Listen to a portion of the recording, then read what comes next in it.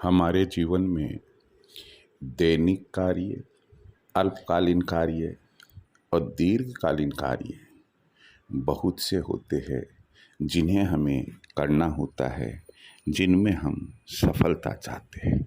ये कार्य आर्थिक हो सकते हैं, सामाजिक हो सकते हैं, स्वास्थ्य से संबंधित हो सकते हैं, व्यापारिक हो सकते हैं, नौकरी से संबंधित हो सकते हैं, किसी रिश्तेदार के आने जाने से संबंधित होते हैं, बच्चों की शादियों के संबंध में हो सकते हैं, या इसी प्रकार से कोई भी शुभ कार्य हो सकते हैं।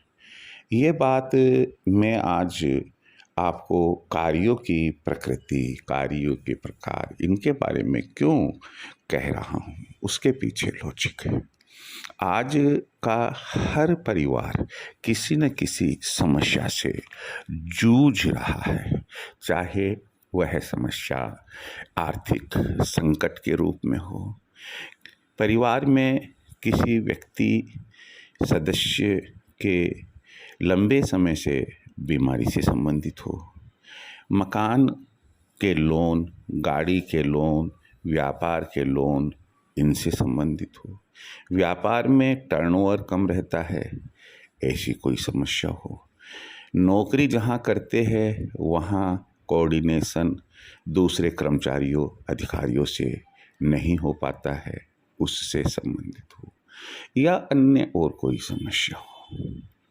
और इन्हीं की वजह से एक व्यक्ति कभी ज्योतिषविद के पास में जाता है, कभी वास्तुशास्त्री के पास में जाता है, कभी क्या करने की कोशिश करता है, कभी क्या करने की कोशिश करता है, लेकिन वह एक बात भूल जाता है कि मैं भी तो अपने आप में ईश्वर की बनाई हुई वो अनमोल कृति हूँ, एक रचना हूँ कि जिसमें समस्त प्रकार की शक्तियाँ और समस्त प्रकार के दुख, सुख, लाभ, हानि, यश, अपयश, रोग, आरोग्य छुपे। मैं ही शायद हो सकता है कि अपनी समस्याओं का कारण हूँ। ग्रह अनुकूल है, अनुकूल नहीं है, यह तो प्रकृति जानती है, लेकिन मैंने कार्य किस समय शुरू किया, कैसे शुरू किया, क्या उस समय मेरी नेचर थी, क्या स्वभाव था, कैसे किया, ये तो मैं खुद ही जानता हूँ। यहाँ आज मैं आपको जो बताने जा रहा हूँ यह है कि यदि हमें अपने सभी प्रकार के कार्यों में सफलता चाहिए, और वो भी स्वयं के प्रयासों से चाहिए, स्वयं की लाइफ स्टाइल में थोड़ा सा परिवर्तन करने से चाहिए, तो कुछ बातों को आपको निश्चित रूप से ध्यान में रखना होगा। ये बातें मुख्य रूप से, पहली है, एक अच्छा चौघड़िया ध्यान में रखो। दिन में और रात में 8 चौघड़िए होते हैं। उनमें जैसे उद्वेग है, उसमें जैसे शुभ है, लाभ है, अमृत है, चर है, काल है, रोग है। 8 चौघड़िए होते हैं, जिनमें 4 चौघड़िए बहुत ही शुभ माने गए हैं। केवल 3 चौघड़िए जैसे रोग है, काल है, उद्वेग है, इनको शुभ नहीं माना गया है। हम जो कार्य करने जा रहे हैं, आर्थिक है, व्यापारिक है, नौकरी से संबंधित है, शिक्षा से संबंधित है, कपड़े लत्ते खरीदने के संबंध में है, आदि आदि, तो उस समय यदि हम उससे संबंधित चौघड़िए में जाते हैं, जैसे मान लीजिएगा कि एक विद्यार्थी है और उसे कहीं पर कोचिंग जाना है, या आज नया टॉपिक पढ़ने के लिए शुरू करना है, या आज से ही स्कूल कॉलेज जाना है, तो उसको केवल यही देखना है क्या आज गुरुवार है, यदि है तो शुभ के चौगड़िए में जो पहला चौगड़िया है उस चौगड़िए में पढ़ने के लिए बैठ जाए, स्कूल के लिए कॉलेज के लिए रवाना हो जाए। लेकिन मान लो कि जिस रोज़ स्कूल कॉलेज जाना हो उस रोज़ गुरुवार नहीं है, तो हम ये देखें कि भाई शुभ का चौगड़िया कब आएगा। जिस समय शुभ का चौगड़िया हो हम उस शुभ के चौगड़िए में जाए। पढ़ाई शुरू करनी है, नया चैप्टर शुरू करना है पढ़ने के लिए, तो हम बस दिन भर में शुभ का चौगड़िया तो आएगा ही आएगा। आपको चौगड़ियों को याद रखना पड़ेगा। हर अच्छे कैलेंडर में जो जिसमें हम डेट देखते हैं, चौगड़िया पीछे की तरफ दिन और रात के लिखे हुए होते हैं। तो हम ये देख ले कि भाई आज शुभ का चौगड़िया कितनी बजे से शुरू होगा। हम या तो घंटे भर पहले शुरू हो रहा है तो घंटे भर पहले हम नई चीज़ शुरू कर दे पढ़ने पढ़ाने की, घंटे भर बाद हो रहा है तो घंटे भर बाद में हम शुरू कर दें। तो ये चीज़ अगर हम ध्यान में रखेंगे तो हो सकता है कि हम जो प्रतियोगी परीक्षा की तैयारी कर रहे हैं, विश्वविद्यालय परीक्षा की तैयारी कर रहे हैं, स्कूल कॉलेज की परीक्षा की तैयारी कर रहे हैं, उसमें हमें काफ़ी हद तक बहुत अच्छी नहीं बल्कि बहुत अच्छी सफलता मिले। इसी प्रकार से हमें अगर मान लो जैसे व्यापार करना है तो व्यापार के लिए कहते हैं कि लाभ का चौगड़िया अच्छा है, तो हम या तो बुधवार को पहले चौगड़िए में ही हम व्यापार से संबंधित काम कर ले। लेकिन अब आप कहेंगे कि साहब पहला चौगड़िया तो सूर्य उदय होने के साथ ही शुरू हो जाता है, तो इतनी जल्दी कोई दुकानें खुलती है, व्यापार खुलता है? कोई बात नहीं है। जिस रोज़ आप करना चाहते हैं, मान लो संडे को भी करना चाहते हैं तो बुध का चौगड़िया तो उस रोज़ भी आएगा। अब शनिवार को करना चाहते हैं, शनिवार में भी बुध का चौगड़िया आएगा। तो आप बुध के चौगड़िए का इंतजार करें। आप गाड़ी घोड़ा खरीदना चाहते हैं, मशीन स्थापित करना चाहते हैं, चालू करना चाहते हैं, आभूषण बनाना चाहते हैं, कपड़े लत्ते खरीदना चाह रहे हैं, सौंदर्य से संबंधित कोई दूसरी चीज़ खरीदना चाहते हैं, तो ऐसी परिस्थिति में आप चर के चौगड़िए का इंतजार कीजिए। या शुक्रवार को पहला चौगड़िया और लास्ट चौगड़िया जो है वह चर का होता है। एक बात को ध्यान रखना कि हर वार को पहला जो चौगड़िया होता है वही शाम को लास्ट चौगड़िया होता है। सूर्यास्त के ठीक पहले वाला चौगड़िया भी उसी वार का होता है।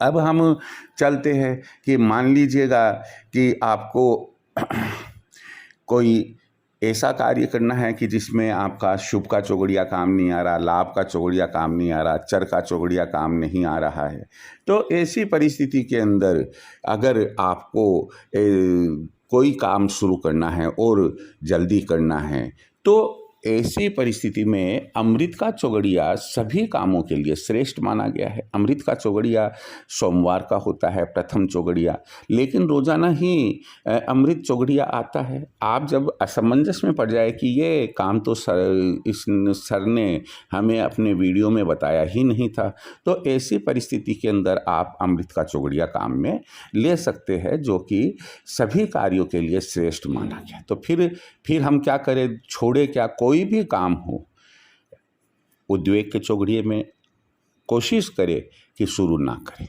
रोग के चौगड़िए में कोशिश करे शुरू ना करें, काल के चौगड़िए में कोशिश करे शुरू ना करें। इसी प्रकार से एक मुहूर्त भी आपको टालना होगा। यदि आप अपने कार्यों में सफलता चाहते हैं तो आप उस रोज़ देखिए कि राहु काल कब है।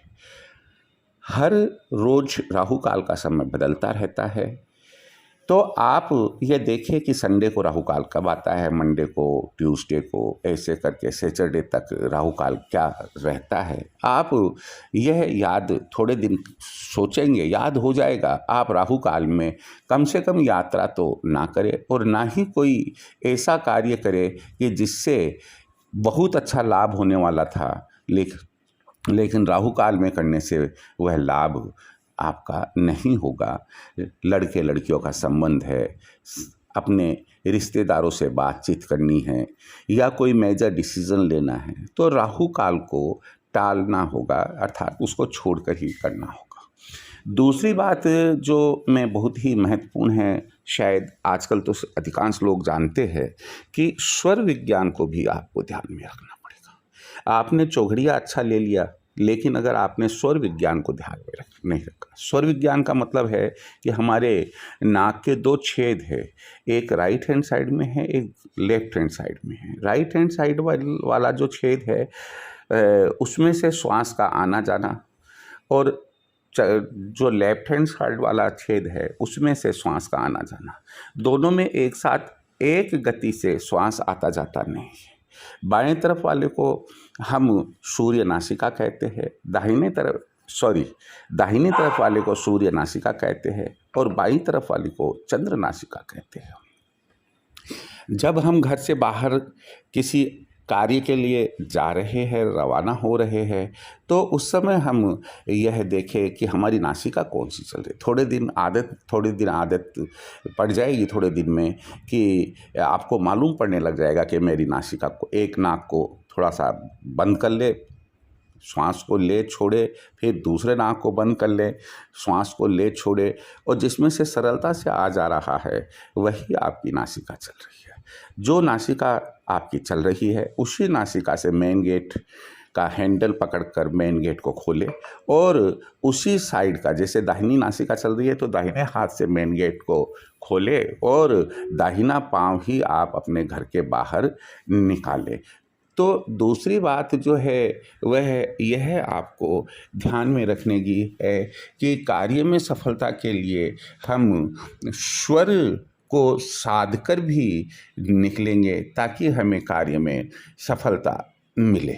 तो इस तरीके से आज मैंने अपने कार्य में सफलता के लिए ये 2 फैक्टर्स बताए। अगर इन 2 फैक्टर्स को हम ध्यान में रखते हैं तो ये पक्की बात है कि काफ़ी हद तक हम अपने कार्यों में सफल होंगे।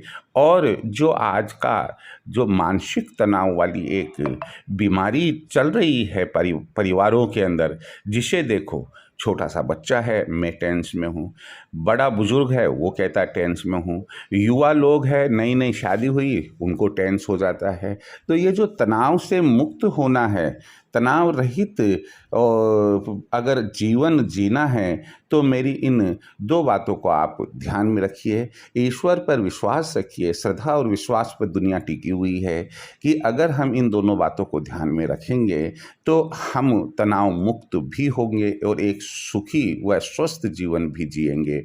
जय श्री कृष्ण।